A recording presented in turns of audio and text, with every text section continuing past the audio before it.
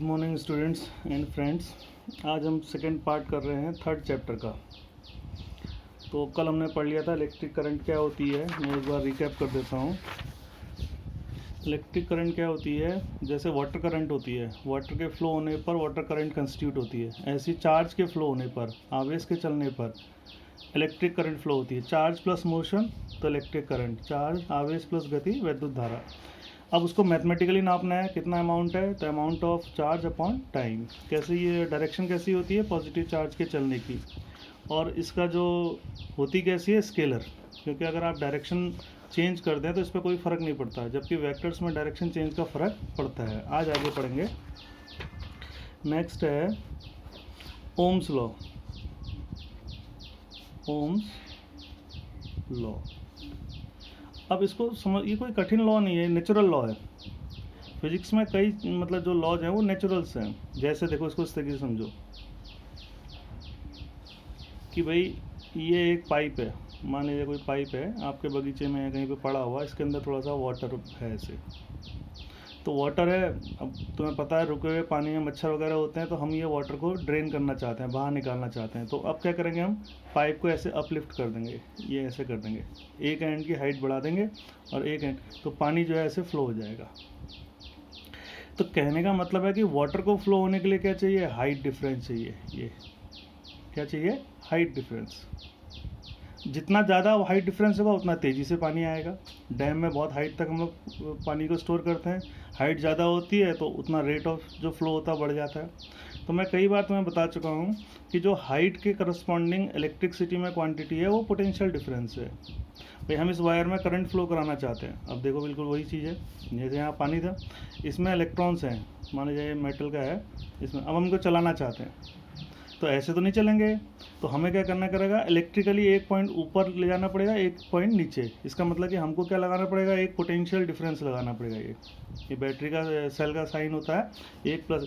तो इस बैटरी के साइन से क्या होगा, एक इलेक्ट्रिकल इम्बैलेंस क्रिएट हो जाएगा। ये मैकेनिकल इम्बैलेंस है, मतलब यांत्रिक रूप से एक ऊंचा एक नीचा हो गया, और यहाँ पर वैद्युत रूप से ये प्लस वाला ऊंचा हो जाएगा और माइनस वाला नीचा। एक विभवांतर हमने लगा दिया।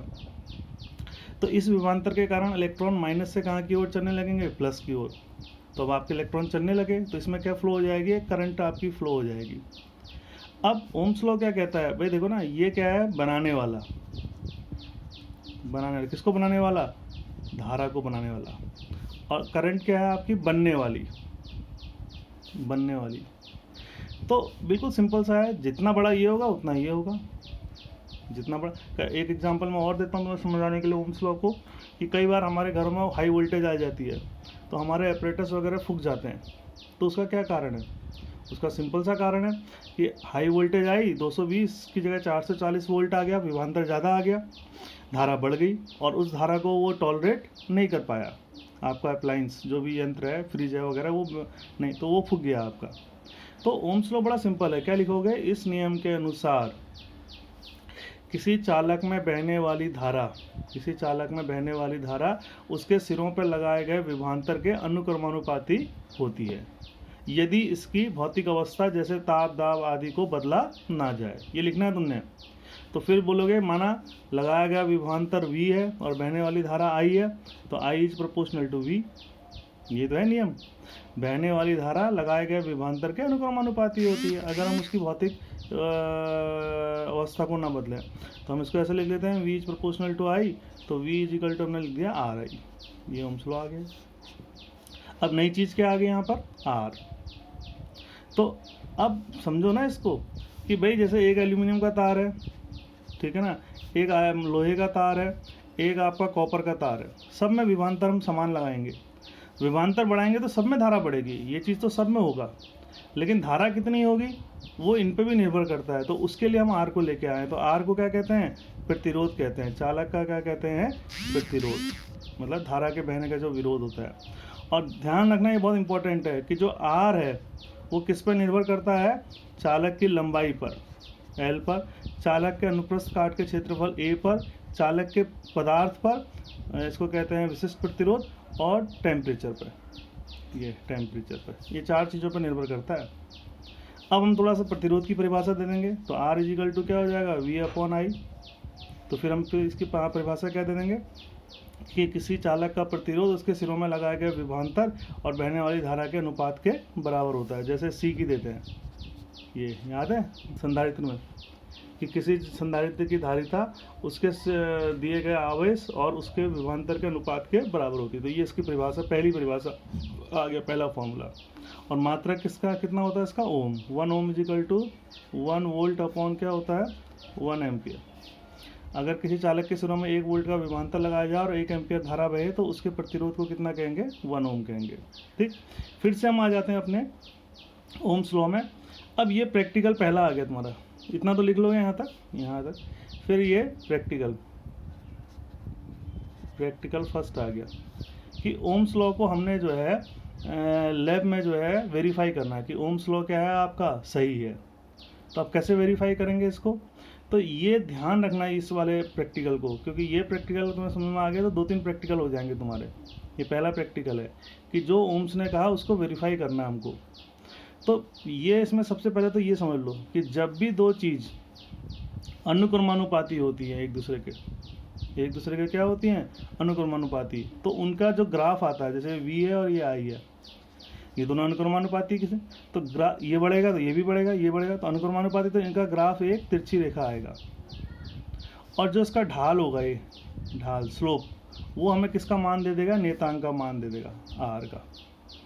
तो इसका मतलब है कि अगर हमें प्रैक्टिकल करना है तो हम एक चालक लेंगे और उसके लिए वी और आई के बीच में ग्राफ खींचेंगे, और वी और आई के बीच में ग्राफ खींचेंगे और ऐसा आ जाएगा तो ओम का नियम सिद्ध हो गया। ढाल हम निकाल लेंगे लंब बटे आधार करके, तो हमें प्रतिरोध भी पता लग जाएगा। तो उसके लिए आपको सर्किट बनाना पड़ेगा। तो सर्किट के लिए क्या चाहिए भाई, सबसे पहले तो आपका अज्ञात प्रतिरोध चाहिए, ये हमारा अज्ञात प्रतिरोध है। और हमें इसके सिरों में क्या चाहिए, विभवांतर, ये बनाना अपने आप। तो यहाँ पर एक क्या लगा देंगे, वोल्ट मीटर क्या नापता है, विभवांतर, ये नाप लिया विभवांतर।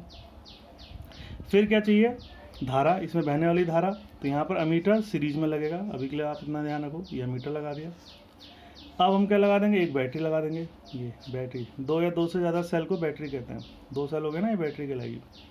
अब अगर हम इसको जोड़ दें अभी तो एक ही रीडिंग मिलेगी तुम्हें, वी यहाँ मिलेगा ये, लेकिन हमको तो कई रीडिंग चाहिए, तो हम इसको नहीं जोड़ते हैं ऐसे, हम यहाँ पर एक रियोस्टेट लगा देते हैं। ये बड़े इंपॉर्टेंट बना। इसके लगाने से क्या होता है कि जैसे ये 12 वोल्ट की बैटरी है तो यहाँ से यहाँ तक 12 वोल्ट आ जाएगा आपके पास। तो हम इसको फिर इसके बाद ऐसे ये तो अगर हम इसको नज़दीक लाएंगे तो वोल्टेज कम होते जाएगी, तो अलग अलग वी पर अलग अलग आपका एम्पियर मिलता रहेगा। तो एक ही बैटरी से आपकी कई रीडिंग निकल जाएगी, तो इसको कहते हैं रियोस्टेट कहते हैं। अब उसके बाद ये सर्किट बना लिया, टेबल आपकी ये बन जाएगी। टेबल सिंपल सी है, इसमें क्रम संख्या, एक में वी नापेंगे, एक में आई नापेंगे, 1 2 3 4, यहाँ पर आप वी और यहाँ पर आई, ग्राफ खींचेंगे, स्ट्रेट लाइन आ जाएगा। तो आप लिख देंगे कि ये ओम का नियम सिद्ध हो गया। और इसका ढाल निकाल लेंगे तो वो क्या हो जाएगा, अज्ञात प्रतिरोध का मान आपका निकल जाएगा। तो बड़ा नेचुरल सा लॉ है भाई। करंट बनेगी कब, जब आप विभवांतर लगाएंगे। विभवांतर ज़्यादा होगा तो करंट ज़्यादा होगी, विभवांतर कम होगा तो कम होगी। सिंपल सा है, एक क्रिएटर है और एक क्रिएचर है, एक बनाने वाला एक बनने वाला। तो बनाने वाला बड़ा तो बनने वाला बड़ा, ठीक है। तो ये हमने पढ़ लिया ओम का नियम।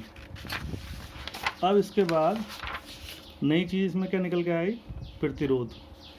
तो यहाँ पर फिर हम पढ़ेंगे आपको प्रतिरोध का संयोजन, प्रतिरोधों का संयोजन। हालांकि ये आर्टिकल में कराना नहीं था, ये अपने आप कर सकते थे। 2 संयोजन होते हैं इसके। संयोजन क्यों होता है बताओ, मैंने बताया था भाई, जोड़ेंगे क्यों, आप जुड़ेंगे क्यों, बिजनेस में आदमी क्यों जुड़ता है, पार्टनरशिप क्यों करता है। अगर एक के पास पैसा नहीं है पूरा बिजनेस चलाने के लिए तो वो दूसरे से पार्टनरशिप करता है। तो जो संयोजन क्यों होता है, ज़रूरत के हिसाब से। मान लीजिए कि आपके घर में कोई टेक्नीशियन आया, उसने देखा 4 ओम का प्रतिरोध खराब है, उसने अपने बैग में देखा नहीं मिला 4 ओम का, 2-2 ओम के हैं, तो या तो वो बाजार जाए या फिर काम चलाए। तो काम कैसे चलाएगा, 2-2 ओम को सीरीज में जोड़ देगा। तो इसलिए हम संयोजन करते हैं कि हमारा काम चल जाए। जो हमारे पास जिस वैल्यू का प्रतिरोध हमें चाहिए वो अगर नहीं है तो हमारे पास जो अवेलेबल है उससे हम बना सकें। तो ये पहला होता है श्रेणी क्रम में। तो इसको करने के लिए एक बार वो देख लेना, धारिता वाला, संधारित्र वाला। श्रेणी क्रम में क्या होती है, धारा समान होती है, बस इसकी परिभाषा यही है। अगर प्रतिरोधों को जोड़ने पर उनमें सब में धारा समान रहे तो ऐसे को आप श्रेणी क्रम में कहते हैं। मतलब एक आपका ख़त्म हुआ दूसरा जुड़ गया, ये तो माना 3 प्रतिरोध ऐसे लिखोगे, R1 R2 R3 जुड़े हैं किसी बैटरी से, कितने वोल्ट की, V वोल्ट की, और बहने वाली धारा कितनी है, I। यहाँ विभवांतर V1 है, इसके सिरों में V2 है, इसके सिरों में V3 है। तो कैसे निकालेंगे तुल्य प्रतिरोध के लिए, तो हम V से शुरू करेंगे, V1 plus V2 plus V3। थोड़ा मैं इसको शॉर्टकट में बता रहा हूँ क्योंकि संधारित्र में आपने किया है। V1 की जगह IR1, V2 की जगह IR2, इसकी जगह IR3। I कॉमन है तो नीचे ले लेंगे, V/I = R1 plus R2 plus R3। ये हो गया।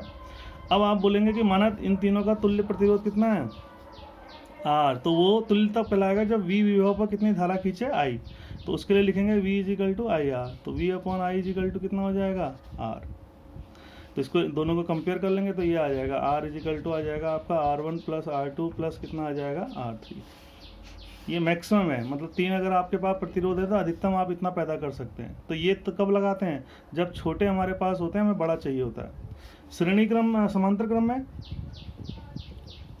क्रम में क्या चाहिए होता है, विभवांतर समान होने चाहिए। ये जैसे 3 आपने जोड़ दिए, 1 2 और 3, ये विभवांतर, ये V, R1 R2 R3, V सब में सेम होगा। हाँ, धारा बटेगी इसमें, I धारा जा रही है तो यहाँ I1, यहाँ I2 और यहाँ I3। तो यहाँ पर कहाँ से शुरू करेंगे, I से, I1 plus I2 plus I3। I1 की जगह V/R1, I2 की जगह V/R2, I3 की जगह V/R3। तो I/V कॉमन लेके नीचे ले आएंगे, तो 1/R1 plus 1/R2 plus 1/R3। ये पहली इक्वेशन आ गई। अब बोलेंगे इसका तुल्य प्रतिरोध कितना है, R।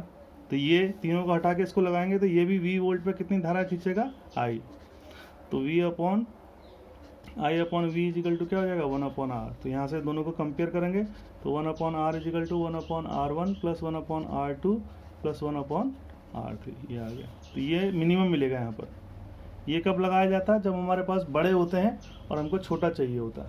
ये श्रेणी क्रम में, समांतर क्रम में, सॉरी। अब लास्ट एक आर्टिकल और डिस्कस कर लेते हैं कि आपका जो प्रतिरोध है, प्रतिरोध किस पर निर्भर करता है, प्रतिरोध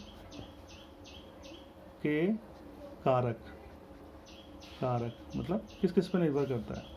तो पहला भाई, प्रतिरोध का मतलब क्या हुआ, आवेश के बहने का विरोध, समझो ना।